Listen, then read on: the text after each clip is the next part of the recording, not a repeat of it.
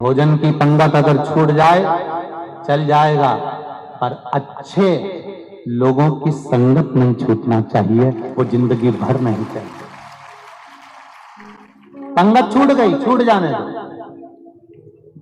पंगत गई, भोजन वापिस मिल जाएगा, पर अच्छे लोगों की संगत गई तो ये बचपन, ये जवानी, ये घड़ी, ये बुढ़ापा, हमारा ये मानव का शरीर दोबारा नहीं मिलने वाला है। संगत मत छूटने दे। जो रोज मंदिर जाता हो उसकी संगत कर लो, जो रोज भगवान का भजन करता हो उसकी संगत कर लो, जहां से हमको अच्छी बात सुनने को मिल रही हो, अच्छा ग्रहण करने को मिल रहा हो, वहां की संगत कर लो। जहां निंदा मिलती हो, अपशब्द मिलते हो, ताने मिलते हो, गालियां मिलती हो, अपशब्द मिल रहे हो, आड़ा टेढ़ा संवाद मिल रहा हो, लोग निंदा में लगे हुए हैं, वहां हमें नहीं जाना। हमें संगत चाहिए, भले पंगत छूट जाए, भोजन छूट जाए, पर संगत ना छूटे। रावण के पास में धन था, रावण के पास में वैभव था, रावण के पास में सारे गृह बंदी बने बैठे थे, रावण के पास में 10 शीश थे, रावण के पास में सोने की लंका थी, रावण के पास में मंदोदरी जैसी सुंदर नारी थी, रावण के पास में वीर वीर सैनिक थे, रावण के पास में वंश भी बहुत बड़ा था, संतान भी बहुत थी, रावण के पास में बहुत सारी सत्ता थी, और रावण के पास में पंगत भी थी, सब कुछ था, वैभव था, धन था, दौलत की सत्ता थी, पर रावण के पास अच्छी संगत नहीं थी, इसलिए बर्बाद। एक बार अगर अच्छी संगत में मिल गए, एक बार दुनिया के लोग कहेंगे शिव पुराण में क्यों जाते हो, काय के लिए जाते हो, क्यों जा रहे हो, क्या करना वहां पर, हम कुछ नहीं करने जा रहे, हम पंगत के लिए नहीं जा रहे, हम संगत के लिए, हम संगत पाना है।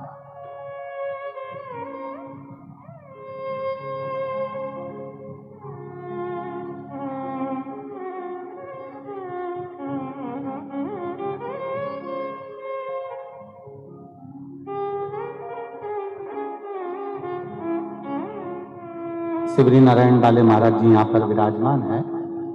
हम जब शिवरी नारायण गए थे कथा करने के लिए पहले, तो महाराज जी के वो भगवान राम जी के, राघव जी के मंदिर भी हम दर्शन के लिए गए।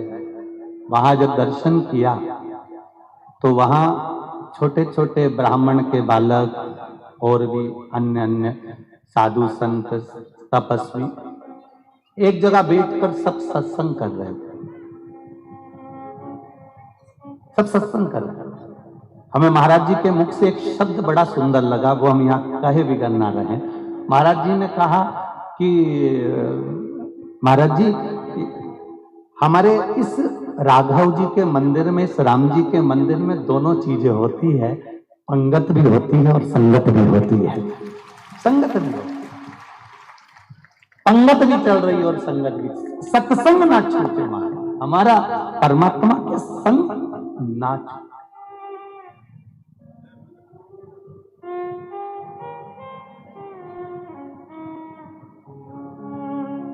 और आज भी शिवरी नारायण में रामचरित मानस पर प्रश्न वगैरह सब चलता है, वहां हमको स्मरण में नहीं इतना, परंतु उस समय वहां रामचरित मानस पर संवाद चलते हैं। तो ये सत्संग ही तो है, ये संगत ही तो है।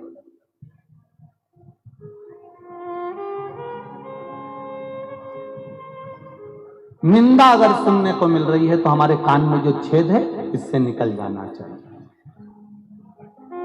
2 तरह का जहर होता है, एक मुख से पिया जाता है, कान से पिया जाता है। मुख से पिया हुआ जहर व्यक्ति को तुरंत मार देता है, कान से पिया हुआ जहर, निंदा का जो जहर है, वो जो पिया है वो इतनी जल्दी नहीं मारेगा, व्यक्ति को रोज मारता है। प्रतिदिन कोई निंदा कर गया, आपको लगेगा बताओ उसने मेरे लिए ऐसा कह दिया, रोज चलोगे, रोज प्रतिदिन तुम्हारा हृदय जलेगा, प्रतिदिन तुम मरोगे, प्रतिदिन।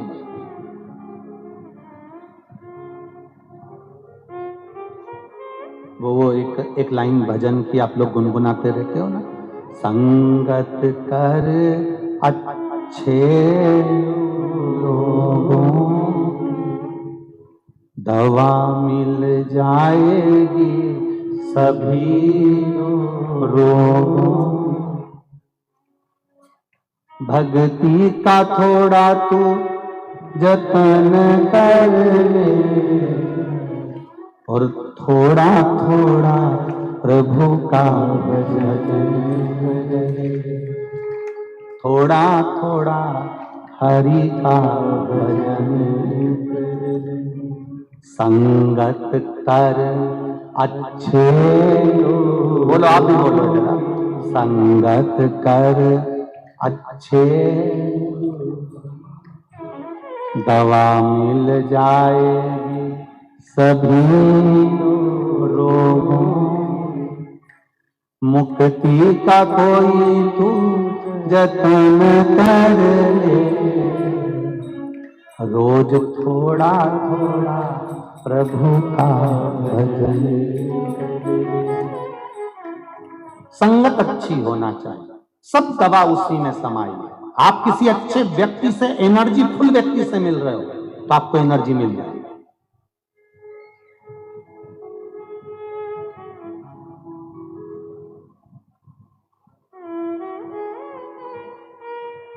खरगोन के पास में गांव है, वहां की एक महिला ने पत्र लिखा, सीहोर कुबेरेश्वर धाम पर पत्र आया डाकघर द्वारा। खरगोन मध्य प्रदेश की वो महिला ने पत्र लिखा और उस पत्र में उसने लिखा कि गुरु जी को कहना धन्यवाद है, मैं इतनी तकलीफ में आ गई थी, इतनी तकलीफ में आ गई थी, मेरा पति दिन रात गाली देता था, मदिरा पीकर आता था, शब्द कहता था, ताने देता था, मारता था। मैंने भी सोच लिया था मैं कल मर जाऊंगा।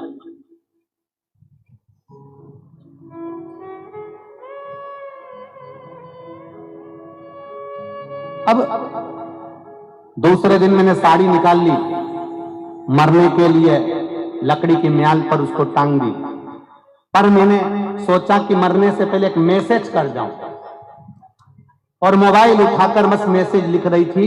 और उस मैसेज में महाराज की कथा की किसी ने क्लिप भेज दी थी, जिसमें महाराज जी ने बोला था, क्यों मरो, छाती पे मूंग डालो।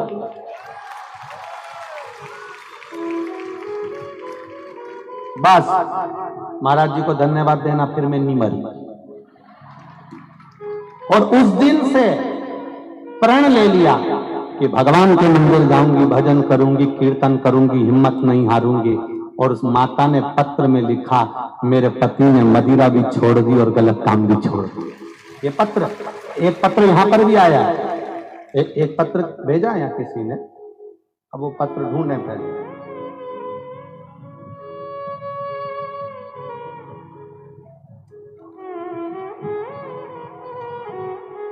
संगत कर अच्छे लोगों की, दवा मिल जाए सभी रोगों की, मुक्ति का कोई तुझे करे, रोज का कोई तुझे करे, रोज थोड़ा थोड़ा प्रभु का भजन कर ले, रोज थोड़ा थोड़ा प्रभु का भजन कर ले। पत्र में लिखा उन्होंने,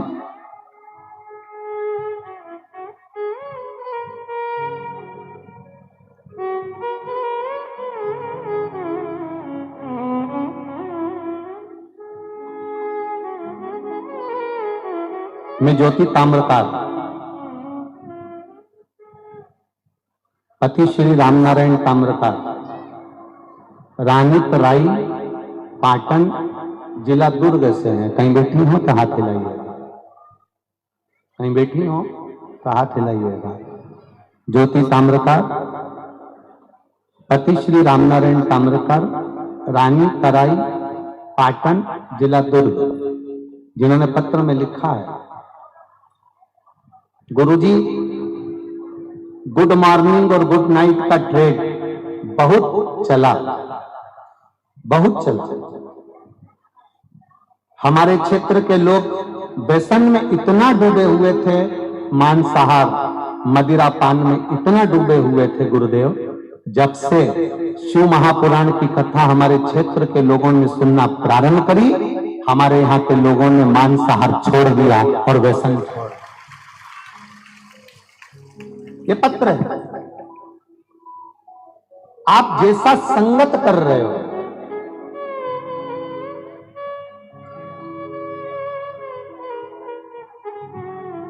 आप जैसी संगति कर रहे हो आपको वैसा फल प्राप्त होगा। आप जितना भजन में डूबे हो वैसा फल आपको मिलेगा। आप जितनी भक्ति में डूबे हो वैसा फल आपको मिलेगा। एक पत्र आया है नाश्ते की प्लेट पर, मेरा नाम पार्वती यादव है। कहीं बैठी हो पार्वती यादव जी? तो हाथ हिलाइएगा। पार्वती यादव आप ही हैं? दोनों हाथ हिला दो ऐसा एक बार। मेरा नाम पार्वती यादव है, मैं न्यू कुर्सी पार भिलाई से आई है। बाबा मैं शिव महापुराण का क्या वर्णन करूं। मेरी बहन इसी पंडाल में दूसरे दिवस की कथा श्रवण करने पहुंची और पंडाल में जैसे ही कथा श्रवण करने के लिए पहुंची, अचानक से घर से फोन आया मेरी बहन के यहाँ, उनका बेटा सीरियस है। तो मेरी बहन यहां से कथा भी ना सुनी है और दोपहर में 1:30 बजे बस बाबा को प्रणाम कर कर, भूमि को प्रणाम कर कर मेरी बहन यहां से निकल गई।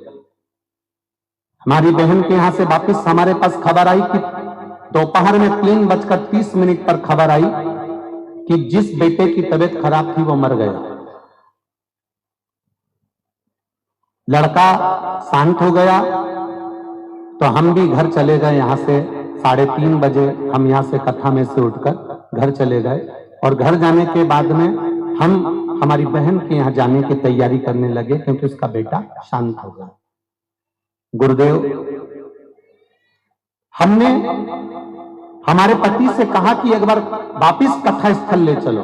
कथा स्थल आए, एक कंकर को उठाकर नमन कर प्रणाम किया और उनसे विनती करी कि हमारे बहन का लड़का मर गया, ऐसी सूचना आई है, पर आप सीहोर वाला महाराज कहता है 3 महीने में सुनते हो, आप क्यों ना सुनते हो। गुरुदेव, हम उनके घर पहुंचे और मालूम पड़ा कि उस बच्चे को एक पैरालिसिस का जम के झटका आया और बच्चा वापस जीवित हो गया।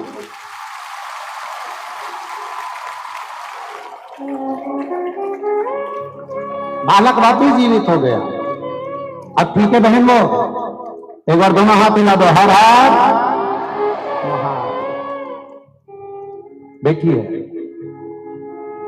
मेरा नाम पार्वती यादव है, मैं न्यू कुर्सी पार से भिलाई से आई हूं। गुरुदेव, शिव तत्व किसको कहते? आपका विश्वास, आपकी दृढ़ता, आपका भरोसा।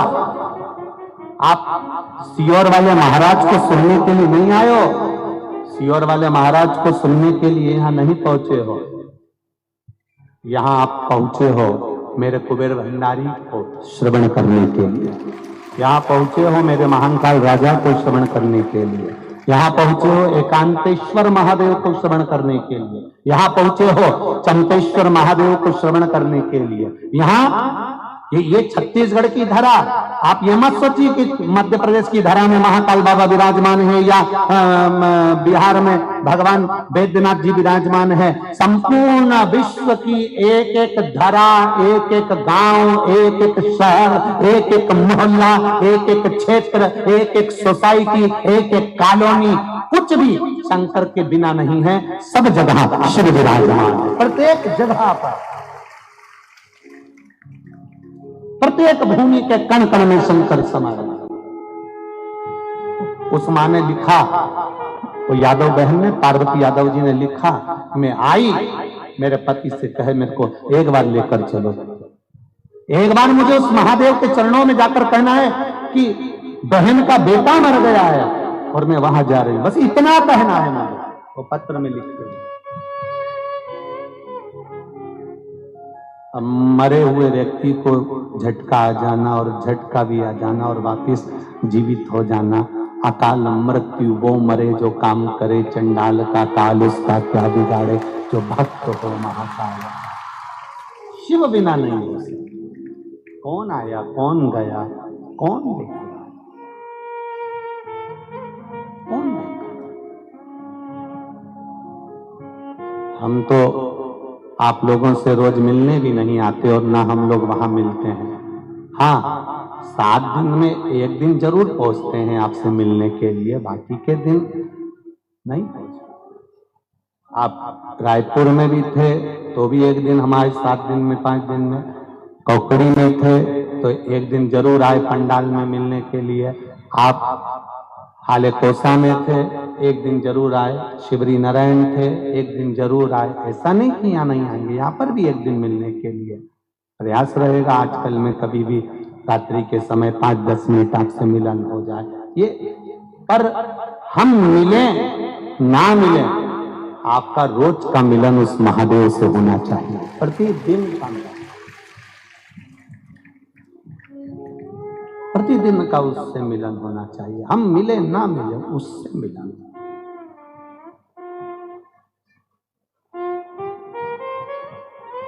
प्रतिदिन का।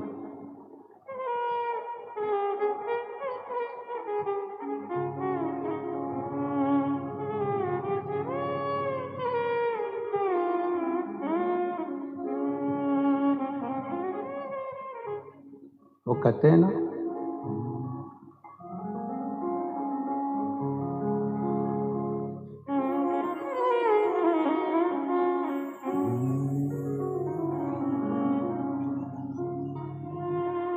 हम आनंदे रही।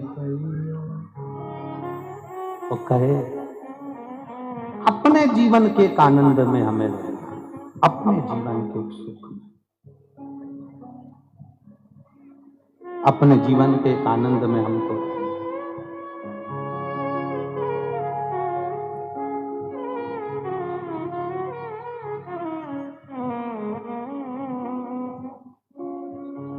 शिव तत्व कह रहा है, आपका विश्वास, आपकी दृढ़ता, आपका भरोसा टूटना नहीं चाहिए। वो कहे, वो पहले गुनगुनाते थे, सरक पे चढ़ गई रे राम नाम की डोर पकड़ के तर गई रे।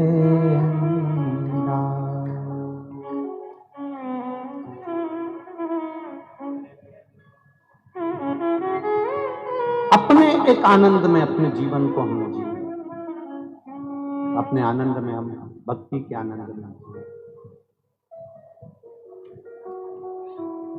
शिव कथा कह रही, भगवान शंकर का संवाद कह रही। मुख का जहर एक बार मार देगा, पर कान का जहर रोज मारेगा।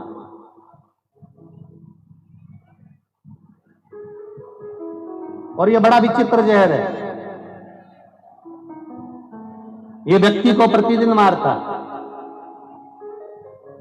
दुनिया के लोगों में एक जहर बड़ा विचित्र घोल कर रखा 2 लोगों ने। जो व्यक्ति मिलता है वो एक बात जरूर कहता है, सीता जी के कारण रामायण हो गई और द्रौपदी के कारण, अरे बोलो जम के बोलो जरा, महाभारत। कहने वाले ने कह दिया सीता जी के कारण रामायण हो गई और द्रौपदी के कारण महाभारत हो गई, क्योंकि उनकी सोच में यह भरा हुआ है। आज तक ऐसा व्यक्ति नहीं मिला इस पूरे संसार में जिसने एक बार यह कहा हो कि नारी के अपमान के कारण रामायण और महाभारत हुआ। जो मिला एक ही बात कहता मिला, सीता जी के कारण रामायण हो गई, द्रौपदी के कारण महाभारत हो गई। एक कहने वाला ऐसा नहीं मिला कि नारी के अपमान के कारण रामायण हुई है और नारी के अपमान के कारण महाभारत हुई है। जब जब नारी का अपमान होता है तब तक महाभारत और रामायण तो जायज है, होते ही रहे। नारी का जहां सम्मान चालू हो जाता है, आदर चालू हो जाता है, सत्कार चालू हो जाता है, वहां कभी ना रामायण होती है ना कभी महाभारत होती है। दुनिया के लोगों ने केवल नारी को दोष दिया कि सीता जी के कारण रामायण हो गई, द्रौपदी के कारण महाभारत हो गई। कभी विचार करा किसी एक व्यक्ति ने? उंगली उठाने वाले तो कह देते कि नारी के कारण ये, नारी के कारण रामायण हुई, नारी के कारण मालूम पड़े महाभारत हो गई। कभी सोचो कि रामायण होने का कारण केवल इतना सा था कि नारी का अपमान हुआ था। महाभारत होने का कारण केवल इतना था कि नारी का अपमान हुआ था। नारी के अपमान के कारण रामायण हुई और नारी के अपमान के कारण महाभारत हुई। ना रामायण होती ना महाभारत होती। रावण ने नारी का सम्मान नहीं करा, कौरवों ने नारी का आदर नहीं करा।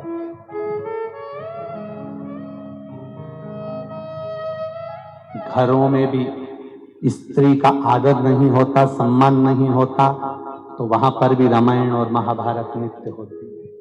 आप आदर तो करो।